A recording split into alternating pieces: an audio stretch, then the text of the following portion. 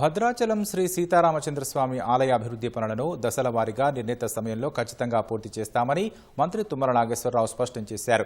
భద్రాచలంలో నిర్వహించిన పట్టాభిషేక మహోత్సవానికి గవర్నర్తో కలిసి హాజరైన మంత్రి పుష్కరాల సమయానికి గోదావరి ఘాట్లను అందుబాటులోకి తీసుకువస్తామని తెలిపారు.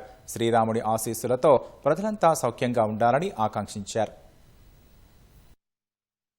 రామభక్తుల యొక్క చిరకాల వాంఛ భద్రాచల క్షేత్ర అభివృద్ధి.